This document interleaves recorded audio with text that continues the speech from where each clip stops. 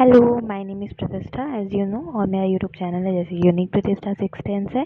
और मैं यहाँ पर आई हूँ एक बहुत बड़ा है बड़ा मेरे से तो बहुत बड़ा था। तो यस, तो मैं जैसे कि बैच क्लास 10th के 2024 टू 25 की स्टूडेंट रह चुकी हूँ from UP board English medium.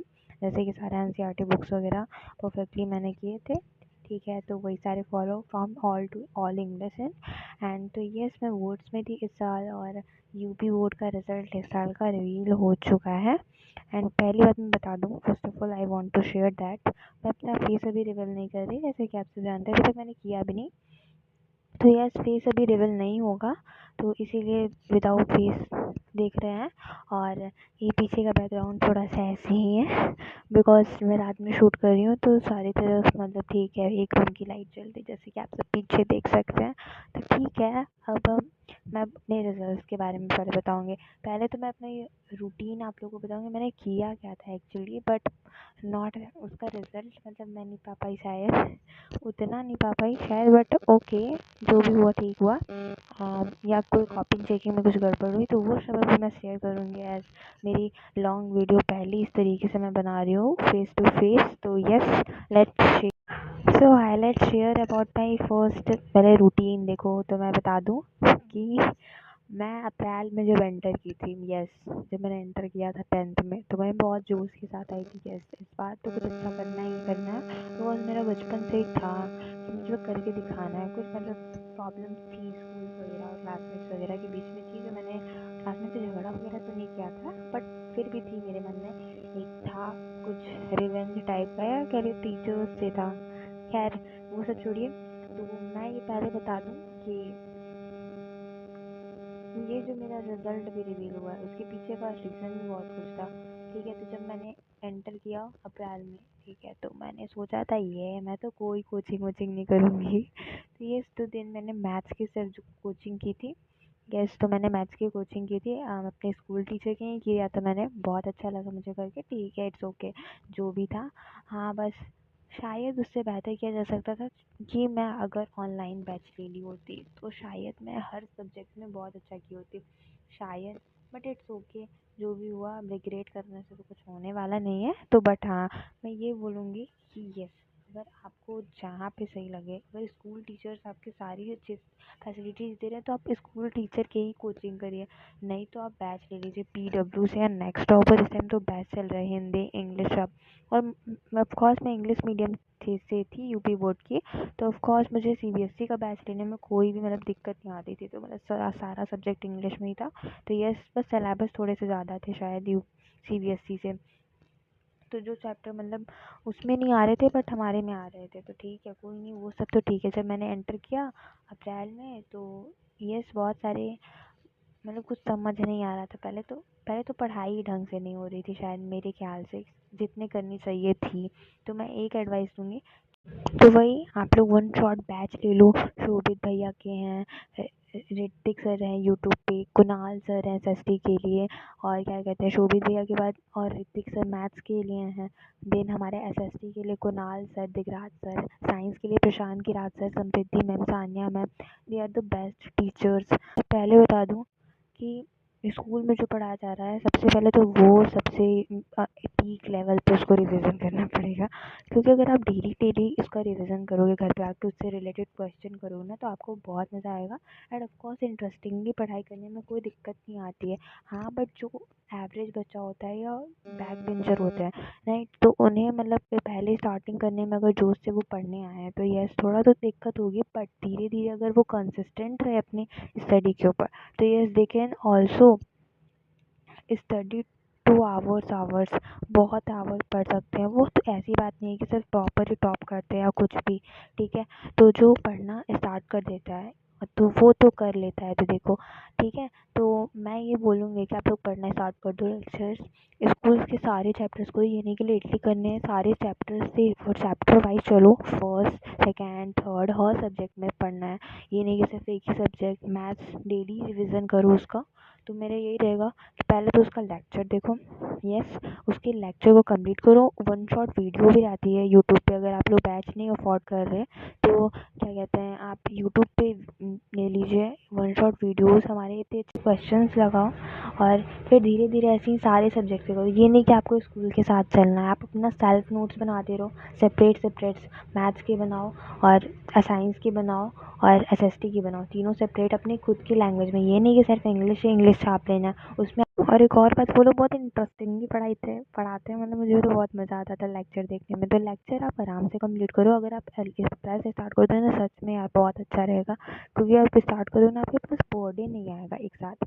लेकिन वही अगर आप यहाँ से नवंबर दिसंबर से स्टार्ट करोगे, आपके पास बर्डन रहेगा कि इतना सिलेबस है, सारे सब्जेक्ट का लेक्चर देखना है, फिर रिविजन करना है, फिर क्वेश्चन बैंक करने, प्रीवियस ईयर क्वेश्चन करने हैं। तो ये थोड़ा बर्डन बहुत बढ़ जाता है, आपको तब कॉन्टिन्यूअसली बहुत घंटे पढ़ना पड़ता है। तो देखिए, अगर आप तो वही लेक्चर ख़त्म करो उस चैप्टर का 2 दिन में, एक चैप्टर का, मतलब हर सब्जेक्ट का। ये नहीं कि हर सब्जेक्ट को आपको पर 1 घंटे देना है, चाहे वो एसएसटी हो। स्टार्टिंग से आप कर रहे हो तो फिर आप आगे जाते जाओगे, जैसे पास आते जाएगा तो ऑफकोर्स आप लोग बढ़ा देना उस घंटे को। तो वही पर डे मैथ्स डेली लगाओ, एनसीईआरटी सॉल्व करो, फर्स्ट प्रायोरिटी एनसीईआरटी को देनी है। तो एनसीईआरटी सॉल्व करो, लेक्चर देखो, डेली एनसीईआरटी सॉल्व करनी है, उससे रिलेटेड क्वेश्चन स्कूल में जो करो उससे आके रिवाइज करो फर्स्ट ऑफ ऑल। देन अपना लेक्चर कंप्लीट करो, ठीक है। पहले रिवीजन हो गया आपके स्कूल का, देन आपका लेक्चर हो गया। लेक्चर कंप्लीट करने के बाद उससे रिलेटेड क्वेश्चन उस चैप्टर के बहुत इंपॉर्टेंट होते हैं। अगर आप कॉन्सेप्ट समझ लेते हो तो आपको क्वेश्चन भी आने चाहिए, नहीं तो कॉन्सेप्ट समझने। देन अब आते हैं हिंदी इंग्लिश। तो देखिए, हिंदी इंग्लिश के लिए भी आपके यूट्यूब पर टीचर्स हैं, बट इंग्लिश के लिए मैं जानती हूँ डीओ सर बहुत अच्छा पढ़ाते हैं। और हाँ, इंग्लिश भी जैसे कि हम जानते हैं कि एनसीईआरटी से डायरेक्ट उठ कर भी एमसीक्यू आ जाते हैं, तो आप लोग बहुत अच्छे से कर लोगे। तो एनसीईआरटी को भी बहुत बार रीड करनी है। मैथ्स के लिए तो वही एनसीईआरटी मस्ट है। देन एनसीईआरटी को भी बहुत बार रिवाइज करनी है। ये नहीं कि मैथ्स लगा लिया, किसी चैप्टर को पर्टिकुलरली लगा लिया तो ख़त्म, नहीं, उसे भी डेली रिविज़न करनी है। 1 बार पढ़ लिए, 2 बार पढ़ लिए, 3 बार पढ़ लिए, जितना आप रिवाइज कर सको। और लेकिन इतना भी नहीं करना ना कि भूल जाओ। और हाँ, किसी भी कॉन्सेप्ट को समझने का बेस्ट तरीका पता है क्या होता है, कि आप अपने दोस्त को या किसी को पढ़ाओ। वही कि जिस चीज़ में आपको डाउट हो उसी चीज़ में मतलब आप लोग यूज़ करो, वहाँ पर हाईलाइट, यानी कि पूरी बुक को कलर करके रख दिया, ठीक है। तो वही फिर धीरे धीरे आपका सारा सिलेबस कंप्लीट हो जाएगा। और किसी भी क्वेश्चन को गोला लगा करके नहीं छोड़ना, उसी टाइम इसको क्लियर करना, नहीं तो वो हमेशा क्लियर रह जाता है, ठीक है। बुक रीडिंग कर लिया अब आपने। अब तो देखो, यही मैं मतलब था मेरा बोर्ड्स में, ठीक है, मैंने बहुत मेहनत की थी, नोट्स बनाए थे, पता नहीं उसका रिवीजन किया था, क्वेश्चन किया था, वन शॉट लेक्चर्स रात रात भर करके देखती थी। इंग्लिश पढ़ो, हिंदी पढ़ो, कॉपी कंप्लीट करो, मैथ सॉल्व करो। इतना मैथ सॉल्व किया था मैंने 10th का, इतना मैथ सॉल्व किया था। एनसीईआरटी कितनी बार कर चुकी थी, मेरे को रट्टा मारा गया था। तो ठीक है, बट ओके। तभी लास्ट में आप लोगों को रिजल्ट दिखाऊंगी। उसके लिए अगर आप लोग IQ अप करोगे तो आपको एक आइडिया मिल जाएगा, फिर आप एकदम से एनर्जेटिक फील होगी, यस अब मैं कर। तो अब आपको एक आइडिया मिल जाएगा आपको पढ़ना क्या है। फर्स्ट ऑफ ऑल आपको अपने सिलेबस कंप्लीट करनी है, कैसे करोगे? हाँ, तो फिर वही सब मैं बोलूँगी। देन आपका फिर आएगा, एक टाइम जब आपका सिलेबस कंप्लीट हो जाएगा, देन क्वेश्चन बैंक्स आती हैं मार्केट में।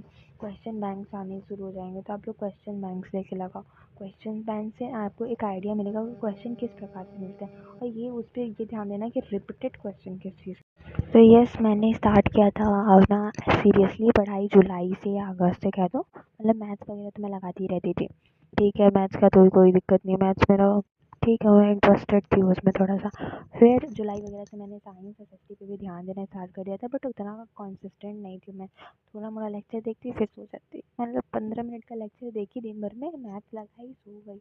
और रिविज़न की डेली डेली वो हो गया, मतलब कंसिस्टेंट थी, बट एक मतलब कहते हैं ना, टारगेट नहीं था कुछ वैसा। तो ठीक है, वो करने के बाद तो फिर वही मैं डेली 2-2 मतलब एक सब्जेक्ट का 2 लेक्चर देखती थी, 2 चैप्टर का, मतलब 2 चैप्टर करती थी, उसके नोट्स बनाते थे। साइंस एसएसटी का, मैथ्स का तो नहीं ज़रूरत पड़ता था, बट साइंस एसएसटी का करना पड़ता था। 2-2 तो बहुत बर्डन आ गया था लास्ट में, बट मैंने कंप्लीट कर लिया था।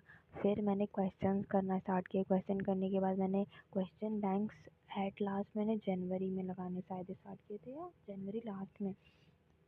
देन वही क्वेश्चन बैंक्स के क्वेश्चन लगाना, PYQ लगाना, टेस्ट अटेम्प्ट्स करना वही, बट थोड़ा लेटली हो गया था, बहुत बर्डन आ गया था लास्ट में, बहुत ज़्यादा बर्डन आ गया था। मैंने शायद अपने एग्ज़ाम से पहले भी कुछ क्वेश्चन बैंक लगाए थे, शायद बच गए थे, तो मतलब बहुत बर्डन हो गया था। MCQs देके, वन शॉट लेक्चर्स देके, मैराथन। देन फिर मैंने नवंबर से बहुत सीरियसनेस से पढ़ाई करने स्टार्ट कर दी थी।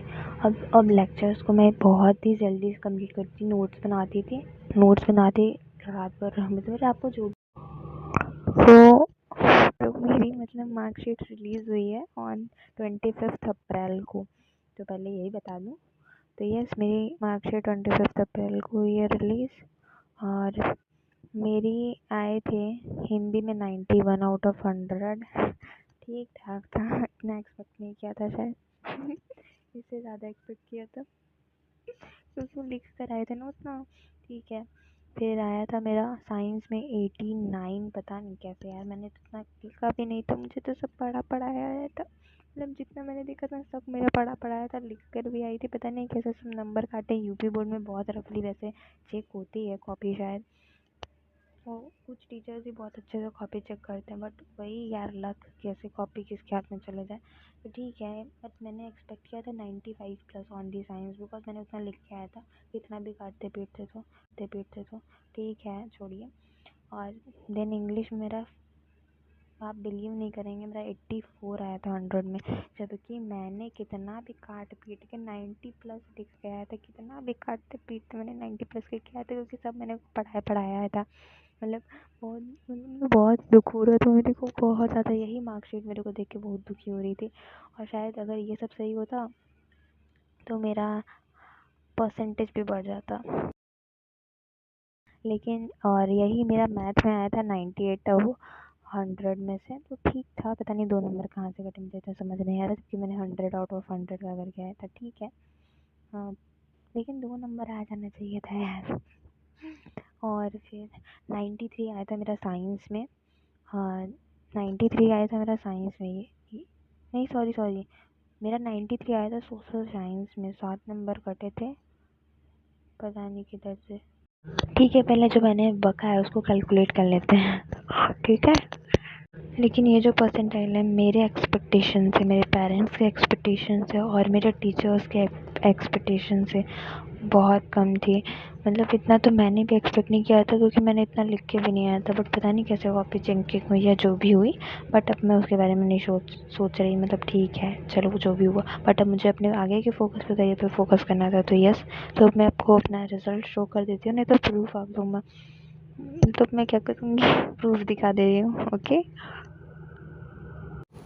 पहले कितना था, हिंदी में 91 आया था, तो ये हो गया 91 प्लस, और इंग्लिश में 84 प्लस, और मेरा साइंस आया था 89, और मैथ्स में आया था 98, और सोशल साइंस में आया था 93, और लास्ट में ड्राइंग में आया था 95। तो देखिए मेरा आया है 500, ठीक है, 550 आया है। तो एक चीज़ बता दूँ, हम लोग के यूपी बोर्ड में 600 का टोटल मतलब पेपर होता है, तो उसमें से मेरा 550 है, मतलब 50 नंबर सीधे सीधे उड़ गए थे। तब इसको चलिए इसका परसेंटेज निकालते हैं।